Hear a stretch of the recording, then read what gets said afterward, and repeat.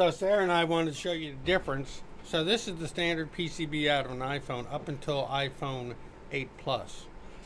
From there on, they went to the iPhone 10, and what they've done is they've got a smaller board, but they basically folded it over to make a PCB in one unit. Right. What Jim is showing us here, this is an example of a good connection. So this is the 10, we've got the top board, the bottom board, and right along here you see the seam, but you cannot see any of the solder balls. Maybe a little right there, but this is put together properly.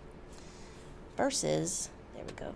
Okay, so here's an example of what we don't want to see. This is open here, solder balls. This is a very, very big gap when you think about all those tiny little connections in there.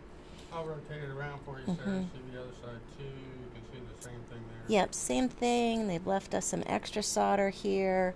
This is unfortunately a very messy job. And if you think each one of those connections is how the board is communicating with itself. So this is not going to work at all. And then I'll show the one taken apart so you can see what she's talking about.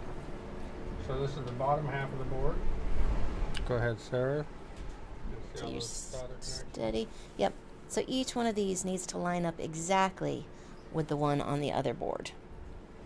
And this is the top half where it actually mates.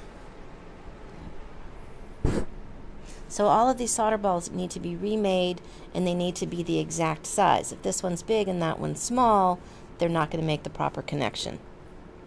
So this is something that has to be very, very precise.